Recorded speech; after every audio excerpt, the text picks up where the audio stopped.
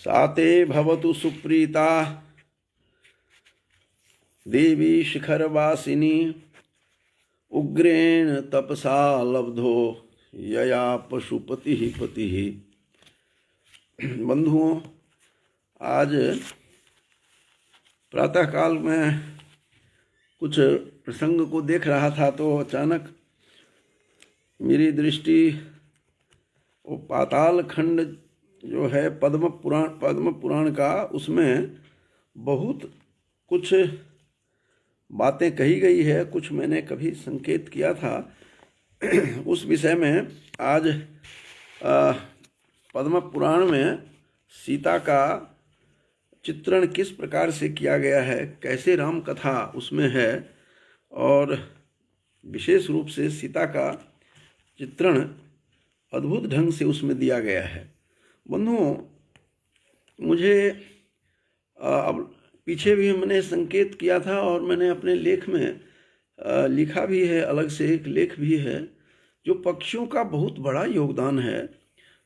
राम कथा में पक्षियों का योगदान बहुत ही सुंदर है। उस पक्षियों के युगल पक्षियों के हैं योगदान की चर्चा के माध्यम से यहाँ बहुत बढ़िया प्रसंग पद्म पुराण में आया है। उसके विषय में थोड़ा सा दृष्टिपात करके मैं कुछ आप लोगों के साथ चर्चा करना चाहता था कि पक्षियों का अद्भुत योगदान है बंधुओं। और आरंभ में ही ये जब वाल्मीकि रामायण जब आरंभ होता है वहीं पर जब युगल पक्षियों में से व्याधा ने एक को तीर मारा था, तो उस तीर मारने के कारण से एक जो था उसमें से वियोग हो जाता है और नर के वियोग से वह जो मादा पक्षी किस प्रकार से क्रौंच का विलाप होता है वहाँ भी सुंदर वर्णन देखने को मिलता है। बड़ी ही पीड़ादायक है, बहुत ही दर्दनाक कथा है कि किस प्रकार से व्याधा ने एक को मार दिया और द्रवित हो गए वाल्मीकि।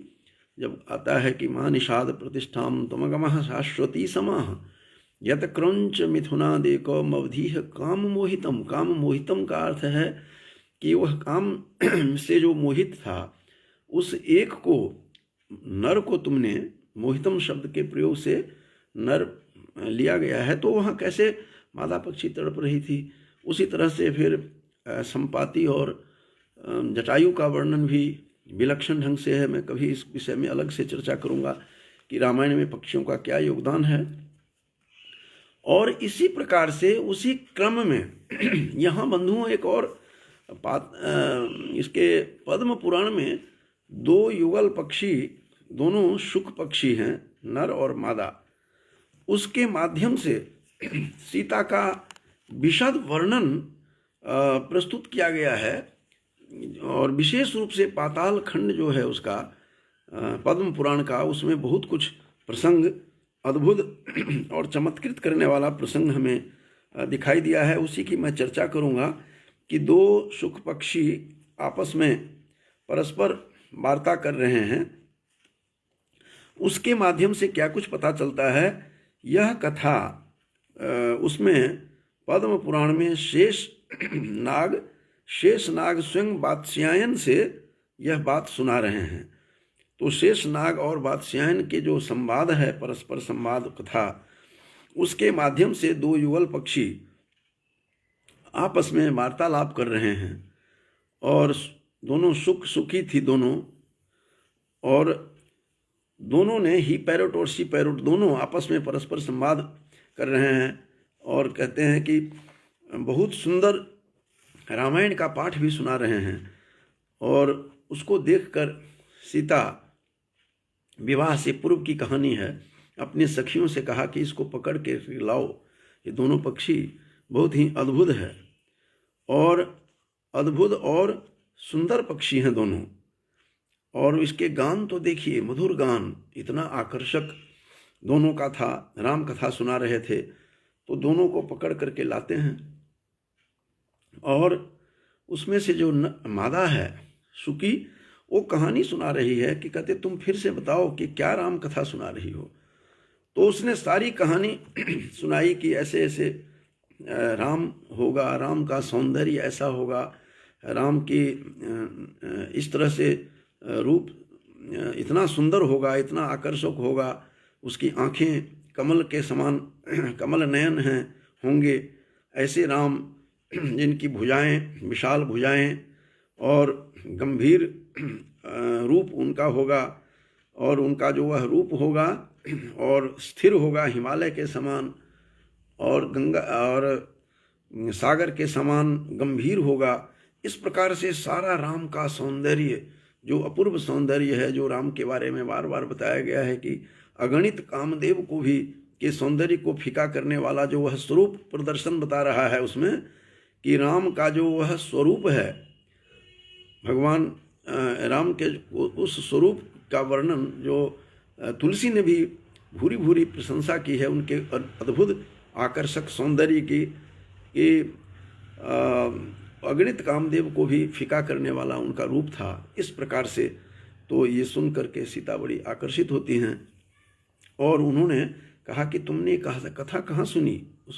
उस जो शुक युगल जो थे, तोता और उसके नर और मादा दोनों, और बहुत सारी कहानियाँ सुनते हैं, ऐसा है, ऐसे राम होंगे, राम यहाँ पर आएंगे मिथिला में अपने गुरु के साथ, विश्वामित्र के साथ, और धनुष यज्ञ होगा, और वहाँ पर धनुष यज्ञ में वो धनुष तोड़ेंगे और सीता का विवाह होगा।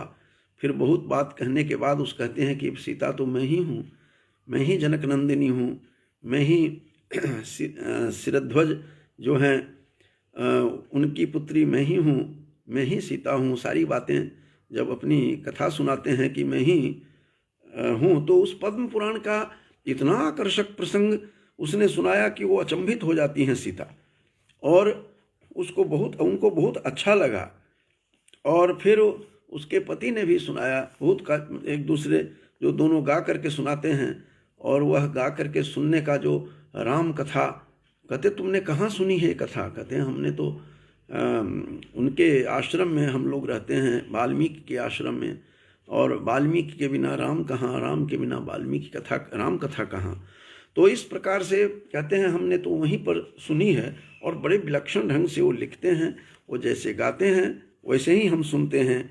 इस प्रकार की बातें हमें बंधुओं देखने को मिलता है। और वहाँ पर पद्म पुराण के पाताल खंड में के अध्याय 57 के अध्याय का ये 57 जो है श्लोक, अध्याय 57 में श्लोक 19 और 21 बहुत ही सुंदर वहाँ कथा है। और उसमें बता रहे हैं कि वाल्मीकि रास्ते सुमहान ऋषि धर्म विदुत्तमः आवाम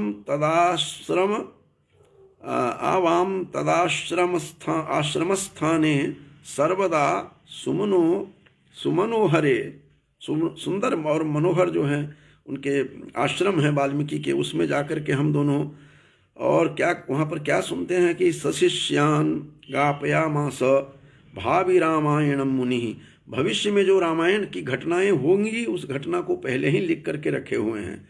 ये पाताल खंड जो है पद्म पुराण का, उसके अध्याय 57 के श्लोक 19 और 21 की मैं बता रहा हूँ कुछ, कि और कह रहे हैं कि प्रत्यहम तत्पदस्मारी सर्वभूत हिते रतः, कहते सर्वभूत में हित में जो रत रहते हैं ऐसे उनका स्मरण करके, और तदावाभ्याम श्रुतम सर्वम, हम दोनों मिलकर के सब कुछ सुनते हैं, वहाँ सब कुछ सुना है, राम कथा सुनते हैं वाल्मीकि के आश्रम में। और भावी रामायणं महत, बहुत बड़ी रामायण जो है, भावी जो बनने वाली रामायण की कथा है, वह कथा पहले ही वाल्मीकि ने लिख करके रखी थी, तो उस कथा को हम दोनों सुनते हैं। और मुहुर मुहुर गीयमान मायातम परिपादतः, इस प्रकार की जो बातें पद्म पुराण के अध्याय 57 श्लोक 19 और 21 की जो मैंने बातें बताई है, कि वो दोनों शुक युगल, वो दोनों पक्षी सीता को सुना रहे हैं, दोनों पक्षी सुना रहे हैं कि वे इस तरह से है, और मादा जो पक्षी है वह पूरी कहानी सस्वर में सीता को सुनाया और सीता आह्लादित हो जाती हैं। सीता ने कहा कि तुम यहीं पर मेरे परिसर में रहो और इस परिसर में खूब आनंद लो, खाओ पियो आनंद लो। तो उसने कहा कि नहीं, ऐसा संभव नहीं है, मैं नहीं रह सकते हम दोनों, मैं गर्भवती हूँ। वह तोते की जो मादा है वह कहती है कि सुखी कहती है कि नहीं, मैंने सुखी कहती है मैं नहीं रह सकती, इसीलिए हे जानकी आप हमें छोड़ दें हम दोनों को। उसके पति ने भी बहुत आग्रह किया, कहा कि हम तो अपने ही घोंसले में जा कर के रहते हैं, वहीं हमने संतानोत्पत्ति हमारी धर्म पत्नी करेंगी, आप हमें छोड़ दीजिए, यह गर्भवती है। लेकिन सीता तो पूरी मग्न थी और राम का जो वह स्वरूप सुना था कि जो इतने सुंदर हैं राम, उनके साथ सीता का विवाह होगा, और वह विभोर हो जाती हैं उस कथा को सुन करके। और इस प्रकार की बातें पद्म पुराण की घटनाएं हैं। तो जब तक आपको रामायण में से ही केवल संतुष्टि नहीं होती है, वाल्मीकि रामायण का प्रचार पुराणों में, इसका पुराण इसके उपबृंहन काव्य हैं। ऐसा लगता है कि सारा कुछ विस्तार से वहाँ बताया गया है। जो बातें वाल्मीकि रामायण में, कुछ बातें तो ऐसे प्रसंग सब हैं जो आश्चर्यजनक प्रसंग सब दिखाई देते हैं उसमें।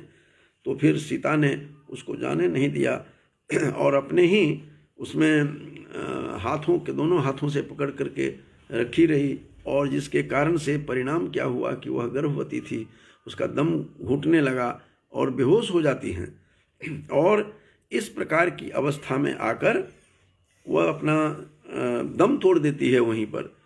इस घटना को देख करके बहुत मना किया था उन दोनों ने, सुकी ने, कि मेरी भार्या को छोड़ दीजिए, हम बार बार हम आपके पास आश्रम में आएंगे। ये शेष नाग बादशाहन की कथा सुना रहे हैं उस प्रसंग में ये सारी कहानी आ रही है। राम कथा इतना रोचक है पद्म पुराण में कि सर्वथा श्रवणीय और पठनीय है बंधुओं। ये दोनों पक्षी की कहानी में, एक जब मादा पक्षी अपना दम तोड़ देती है, मन चली जाती है, इस संसार से प्रयाण कर जाती है, और उस समय इतना पीड़ित हुआ वह तोता जो था, वह नर सुक, उसने भी और सीता को उस सुकी ने उस तोते की मादा जो थी वह शाप दे देती है बंधुओं कि हे जानकी, हे जनक नंदिनी, आपने मेरी बात मानी नहीं और मैं लगातार आपसे आग्रह कर रही हूँ, और इसके बावजूद भी आपने, इसके पश्चात भी आप मेरी बात नहीं मानी और मेरा दम घुटा जा रहा है। मैं अब इस लोक से परलोक को सिधारने जा रही हूँ, दूसरे लोक में जा रही हूँ।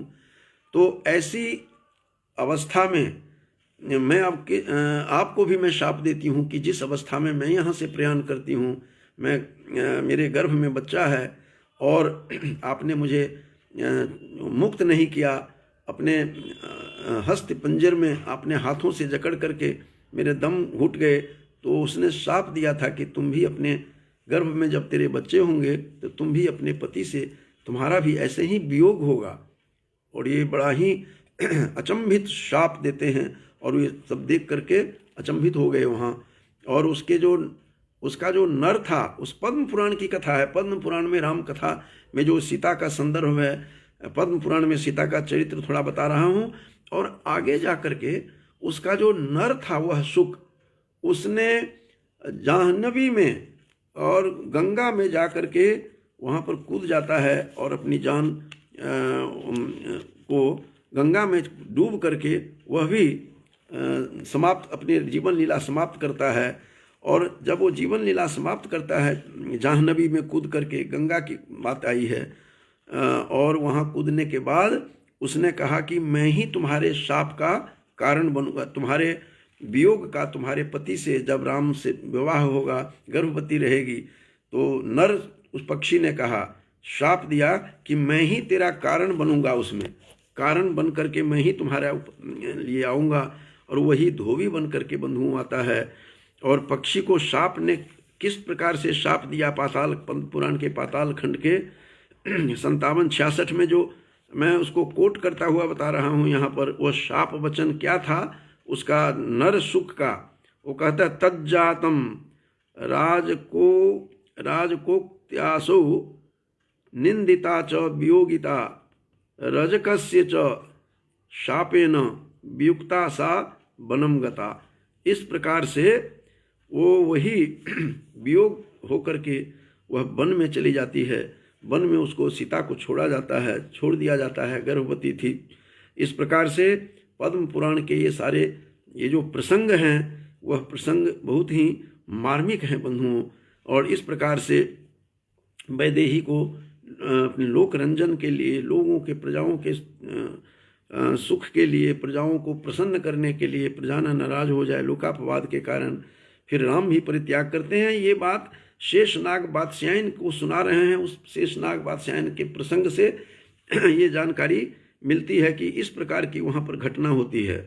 और स्वाभाविक था, कई घटनाओं का कारण बना है वहाँ पर। वाल्मीकि रामायण के में भी विष्णु को भृगु ने शाप दिया था, जो वाल्मीकि रामायण के उत्तरकांड में जो 14 से लेकर के 16 श्लोक जो है 91 उसका अध्याय उत्तरकांड के उसके अध्याय का 91 अध्याय का 14-16 ये बहुत ही मार्मिक प्रसंग वहाँ भी है कि किस प्रकार से देवासुर संग्राम में दैत्य जब छिप गया था, भृगु की पत्नी जब वहाँ पर तपश्चर्या में लीन थी, तो उसी समय उनको किसी ने बताया विष्णु को जाकर के कि भृगु पत्नी वहाँ पर हमारे शत्रुओं को रक्षा कर रही हैं। तो उनकी भृगु पत्नी ख्याति थी, तो उन्होंने अपने सुदर्शन चक्र से उड़ा दिया था गर्दन। तो उन्होंने शाप दिया था विष्णु को भी कि जैसे मैं भी वियोग में तड़प रहा हूँ अपनी पत्नी से। भृगु ऋषि ने कहा विष्णु को कि तुम भी जब तुम्हारा अवतार होगा राम अवतार में, अपनी पत्नी से वियोग होकर के इस पृथ्वी पर आकर के तुम भी दर दर भटकोगे। ये सारा उसी का परिणाम था। मैं उसमें नहीं जाता हूँ, मैं केवल पद्म पुराण की उस कथा में ही आपको कथा की यात्रा करवा रहा हूँ कि किस प्रकार से वहाँ पर शुक जुगल जो थे दोनों तोते किस प्रकार से इस प्रकार कहानी सुना रहे हैं। और उसने भी वो शाप दे करके इस संसार से चला जाता है। और उसने कहा भी उसको शाप देते हुए वचन बोला था, यथा त्वं पतिना सार्धम वियोजयसि मामितः तथा त्वमपि रामेण वियुक्ता भव गर्भिणी। ये बहुत ही कठोर वचन से उसने जो शाप दिया था कि जैसे मैं वियोग हो रहा है मेरी भार्या से, उसी प्रकार से तुम राम से तुम्हारा वियोग होगा। इस प्रकार ये भी पाताल खंड के 57 अध्याय 57 के 58 श्लोक बहुत ही दर्दनाक है कि यथा तुम पतिना सार्धम वियोग जयसी मामितः, जैसे तुम पति के साथ से मुझे वियोग करवा रही हो, उसी तरह से तथा तुमपि, वो उस पक्षी ने मादा पक्षी ने जो शाप दिया था वो शाप वचन है, तथा तुमपि रामेण वियुक्ता भव गर्भिणी, तुम भी वियुक्त हो जाओगी अपने पति से गर्भवती रहते हुए अलग हो जाएगी। तो तस्याम मृतायाम दुखार्तो भरता, तो तस्याह स पक्षिराट परमम। आप आगे उसके पति ने क्या किया, तो दुखी होकर के उसके पति भी जो थे नर, उसने जाह्नवी में कूद करके जाह्नव्याम दुखितो पतत, वो दुखी होकर के वहाँ अपतत मन गिर गया और छलांग लगा लिया, वो भी चला जाता है इस संसार से।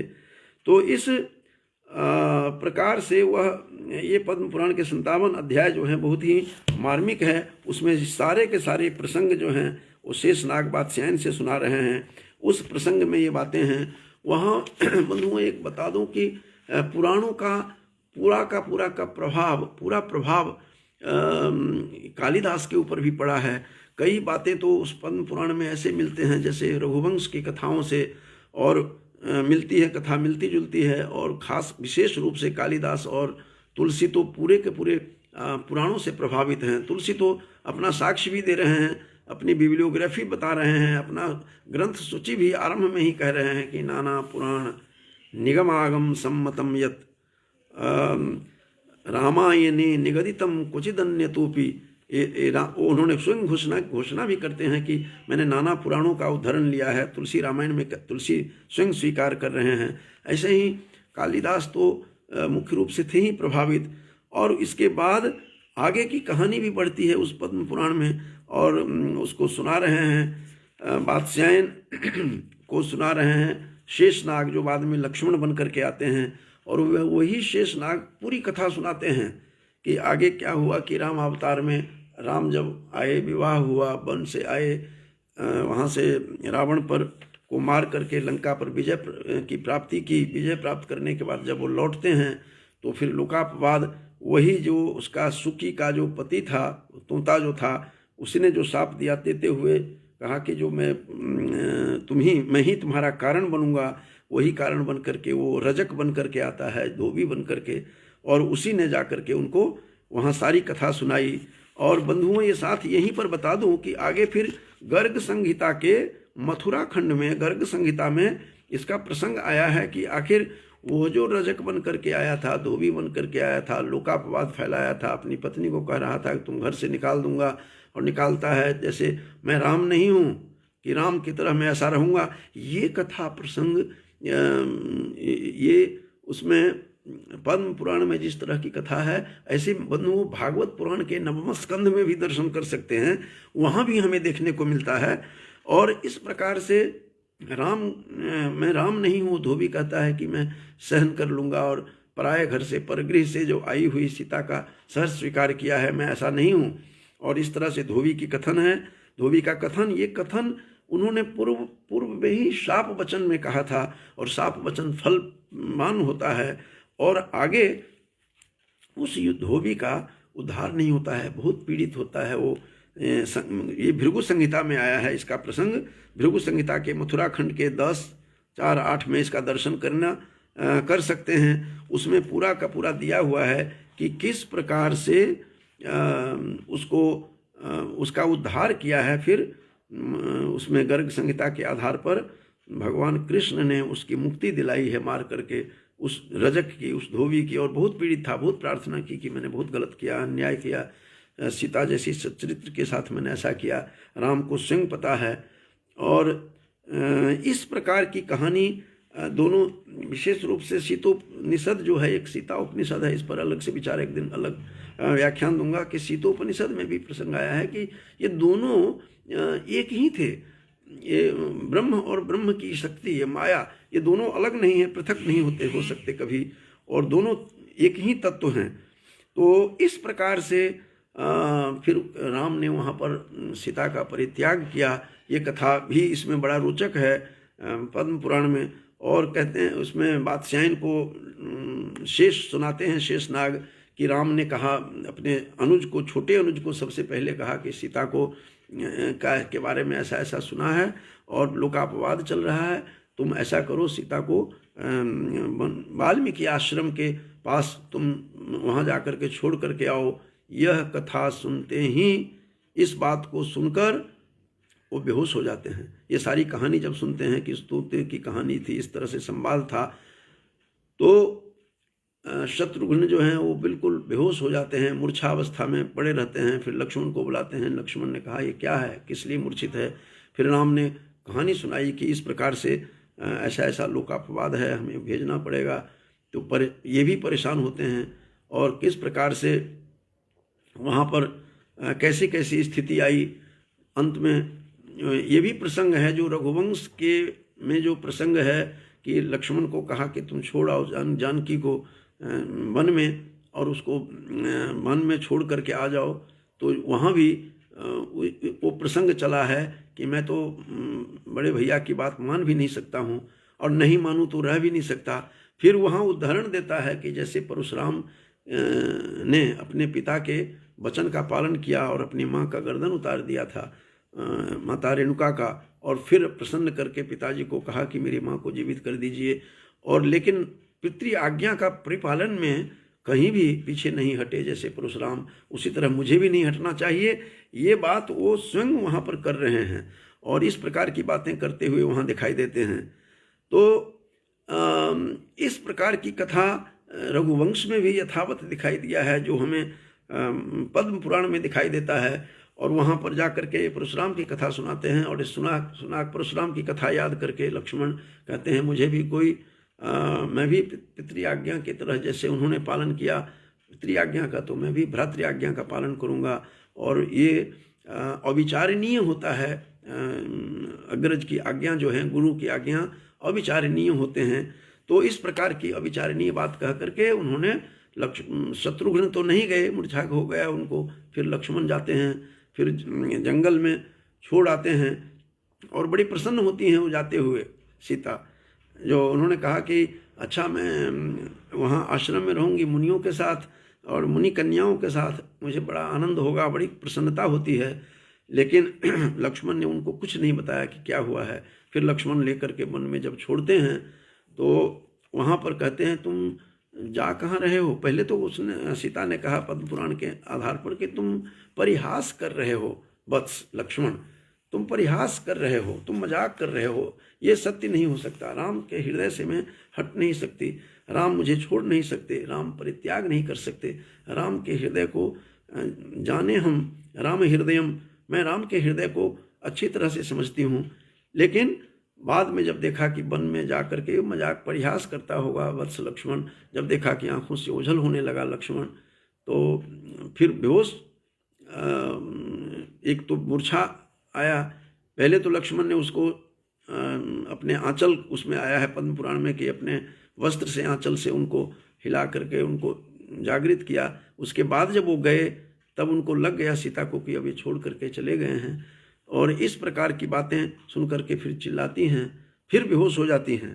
बेहोश होती हैं तो वहाँ बंधुओं तरह तरह की वन देवियाँ, वन में जो पशुएं थे वो बहुत ही ढंग से उनको सूंड में पानी लेकर के, हाथी भी उनके ऊपर फेंक रहा है पानी, जैसे सीता को का मलिन हो गया हो, इस पृथ्वी पर गिर करके बेहोश, ऐसे बेहोश होकर गिरती है जैसे लता कोई पेड़ कटता है तो लता पृथ्वी पर आकर के गिर पड़ती है। उसी प्रकार की सारा वर्णन दिखाया हुआ है और सभी जीव जंतु उनके सहायता में लगी हुई हैं। तब तक में आवाज़ उनको आई कहीं से कि वाल्मीकि अपने शिष्यों के साथ आए हुए थे वहाँ, तो उन्होंने देखा कि रुदन की आवाज़, एक कोई स्त्री के रुदन की आवाज़ है। यह सुनकर के वहाँ जाते हैं और जाने के बाद वहाँ देखते हैं, पूछते हैं तुम कौन हो। तो मैं ऐसे जनक नंदिनी सीता हूँ। जो इस तरह का संवाद वहाँ भी देखने को, कुंदमाला नाटक में भी ऐसा ही देखने को मिलता है। दिगनाग ने भी ऐसा ही लिखा है कि किस प्रकार से मुनि कुमारों के साथ वाल्मीकि आते हैं, फिर वाल्मीकि अपने आश्रम में ले जाते हैं। आश्रम में जाकर के उनका यज्ञोपवीत संस्कार करवाते हैं और धीरे धीरे दोनों, और उन्होंने ये भी प्रसंग कुछ कई साहित्यों में जो आया है, ये पुराणों से कथा पसरती हुई कई साहित्यों में जा कर के पसर गई है, फैल गई है ये बातें। जैसे उसमें जैसा कि मैंने बताया कुंदमाला नाटक में दिगनाग भी लिखते हैं कि वाल्मीकि को जब पता लगा उन्होंने कहा कि कोई बात नहीं वो तो मेरे शिष्य हैं की बातें आई है। वहाँ पर तो कहा है कि सोहम चिरंतन सखा जनक से राग्य, मैं जनक राजा का तो बड़ा पुराना मित्र हूँ। और दशरथ से च बाल मित्रम कहा है, वाल्मीकि स्वयं बता रहे हैं कुंदमाला नाटक में। लेकिन यहाँ वो कहते हैं कि तुम्हारे पिता भी मेरे शिष्य हैं, गुरु थे, गुरु के शिष्य सभी होते हैं, मित्र भी शिष्य रहते हैं, तो ज्ञानी लोगों के तो शिष्य की बातें आई है। और कहते हैं तुम चिंता मत करो, वहीं पर आशीर्वाद भी देते हैं वाल्मीकि। ये पद्म पुराण की सारी कथा सुना रहा हूँ, शेष नाग बादशायन को कथा सुना रहे हैं, दो पक्षियों की कथा सुनाते हुए। उसके बाद जाकर के वो कहते हैं कि तुम पुत्रवती हो, दो पुत्रों को जन्म देने वाली बनो, आशीर्वाद देते हैं, और अखंड सौभाग्यवती बनो। ये सारा कुछ उनको आशीर्वाद देते हैं वाल्मीकि ऋषि। ये तो सब कुछ निश्चय था और वहाँ जो वहीं पर जाकर के उनको छोड़ा भी गया था जहाँ वाल्मीकि का आश्रम था। ऐसा बंधुओं हो कैसे सकता है कि राम को पता न हो कि ये जहाँ हम छोड़ रहे हैं वे अपनी भार्या को और चुपचाप घर में बैठ करके निश्चिंत बैठा हो, सो जाए? ये सर्वथा असंभव है बंधुओं। ये सब कुछ उन्हीं के इशारे पर चल रहा था। तो सब ही नचावत राम गोसाई और नाचत नर मरकट की नाई। नचा तो सभी रहे थे वही। तो ये जो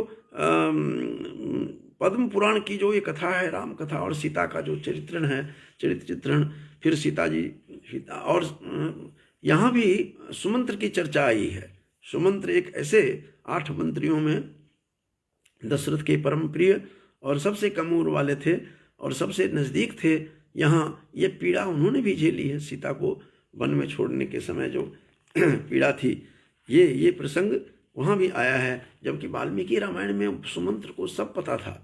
जब वहाँ पर एक ऋषि सुनाते हैं कहानी, तो दशरथ ने कहा ये बताना मत किसी को, सीता के संतान होगी या नहीं होगी, विवाह होगा नहीं होगा, उस प्रसंग से पहले ही उनको पता था कि वियोग भी निश्चित है, वियोग निष्ठ है। और इसमें भी रघुवंश में जिस प्रकार से कथा आई है, रघुवंश की कथा के समान यहाँ भी दर्शन होता है। इसका मतलब है कि कालिदास पूरे का पूरे पद्म पुराण की पूरी कथाओं को इन्होंने बहुत करीब से सुना है और देखा भी है। मैं एक दिन बंधुओं कूर्म पुराण के भी विषय में बताऊंगा कि कूर्म पुराण में किस प्रकार से जो बातें वर्णन है वो तुलसीदास ने विशेष रूप से अग्नि परीक्षा आदि सारा प्रसंग उसी तरह उठाया है। तो इस प्रकार से इस पुराण में कथा बहुत ही विचित्र है, बड़ी अलग ढंग से कथा है। फिर वहाँ उनकी संतान होती है, वहाँ पर यज्ञोपवीत संस्कार होता है। वाल्मीकि आश्रम में वाल्मीकि उसको उन दोनों बालकों को, लव और कुश को, जो विलक्षण थे, राम के समान ही उनकी चमक उनके ऊपर थी। और इस प्रकार से वहाँ धनुर्विद्या का भी उन्होंने ज्ञान देने की बातें आई है। तो ये देख करके मन जो है प्रसन्न हो जाता है कि किस प्रकार से पद्म पुराण में राम कथा का प्रसंग बहुत ही रोचक है। कैसे वो दोनों पक्षी जो थे, तोते की जो सुख युगल, एक तोता और नर और मादा दोनों कहानी सुनाते हैं, राम कथा सुनाते हैं। कैसे सीता उसको पकड़ती है, कैसे वो गर्भवती वो जो थी तोते की पत्नी जो थी मादा, वो गर्भवती अवस्था में वो दम घुटता चला गया, शाप देती है कि तुम भी गर्भिणी अवस्था में रहोगी तो तेरी भी गति इसी तरह की होगी। इस प्रकार से जैसे शाप दिया था कि उसी प्रकार से कि यथा त्वं पतिना सार्धम वियोजयसि माम इतः, यहाँ से तुम वियोग करवा रही हो पति से, तो तथा त्वमपि रामेण वियुक्ता भव गर्भिणी। इस प्रकार का जो वज्रपात शब्द जो इसमें पुराण में आया है पाताल खंड में, वह रोंगटे खड़े करने वाला यह दृश्य है जानकी के लिए। और इस प्रकार से वहाँ पर पालन पोषण होता है। हालांकि सीता की मन में यह बात थी भी कि मेरे बच्चों की संतान ऐसे जगह हो कि जहाँ ऋषि मुनियों का आश्रम हो और संस्कार युक्त वातावरण हो, सुसंस्कृत हमारा बालक जन्म ले। ये सारी कथाएं ये पहले से ही इनके मन में था और वही होता है। और ऐसा भी जैसा कि बताया था कि ये संभव नहीं है कि राम को पता नहीं रहा होगा। राम त्रिकालदर्शी थे, वो सब समझ रहे थे। आश्रम के पास छोड़ा गया और वाल्मीकि ने तो पहले ही रामायण लिख करके रखी हुई थी, जो उन दो पक्षियों के माध्यम से ये बातें हमें सुनने को मिलती है। तो इस प्रकार से सारा का सारा जो ये सारी कथाएं हैं, बड़ी रोचक कथाएं हैं। जैसा कि मैंने पहले भी बताया था कि आनंद रामायण में तो जन्म कांड में बहुत बढ़िया है। आनंद रामायण भी बंधुओं है, एक आध्यात्म रामायण और आनंद रामायण। तो आनंद रामायण में कहा गया है कि निर्वासन के समय में राजा राम स्वयं, जनक और सीता तीनों मिलकर मंत्रणा किया था कि इनको जानकी को आश्रम में रखा जाए। तो इस प्रकार से जब तक हम रामायण से, वाल्मीकि रामायण से इतर जो इसके उपबृंहन ग्रंथ सब हैं, काव्य हैं, उनको जब तक हम ठीक से नहीं देखेंगे तो रामायण का सम्यक अध्ययन हम नहीं समझते हैं कि हो सकता है, रामायण को ठीक से नहीं हम समझ सकते हैं, तो उसको ठीक से समझने के लिए संपूर्ण रामायण को हमें उसके पीछे जाना पड़ेगा, वो देखना पड़ेगा। और बहुत ही विचित्र कथा प्रसंग इसमें देखने को मिला है। तो इसलिए मैंने थोड़ा सा संकेत किया था कि किस प्रकार से ये वाल्मीकि कथा में जो बातें नहीं है, ऐसी ऐसी कथाएं हमें पद्म पुराण में जाकर के मिलता है। तो इसीलिए रामायण को समझने के लिए, सीता के चरित्र को जानने के लिए, राम के चरित्र को समझने के लिए, और वहाँ भी जैसा कि मैंने बताया था, लक्ष्मण तो शत्रुघ्न अचेत हो गए थे, लेकिन वहाँ भी लक्ष्मण ही जाते हैं। तो इस प्रकार का यह नूतन प्रसंग सुनाने वाले भी स्वयं लक्ष्मण के जो रूप में आते हैं, वही शेषावतार शेषनाग यहाँ पर वात्स्यायन को सुना रहे हैं। ये सारी कथा की इस प्रकार की घटना थी, इसीलिए वह शापित सुकी से शापित सीता थी, जिसके कारण से गर्भिणी होकर के तुम भी वियोग में रहोगी, इस प्रकार का जो शाप वचन कहा वो फलभूत हुआ, और वही हुआ, वही घटना हुई। और जब भी कोई घटना होती है उसमें कोई न कोई परमेश्वर का, कोई न कोई ईश्वर का की इच्छा निहित होती है।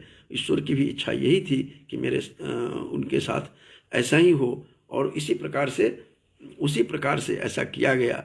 जबकि एक और बंधुओं उसी पाताल खंड में उसी प्रसंग में ये भी दिया हुआ है कि जब वो सुकी जब दम तोड़ती है, मरती है, मरने से के बाद वो स्वयं सीधे वो राम लोक में जाती है, वहाँ विष्णु लोक में चली जाती है वो सुकी।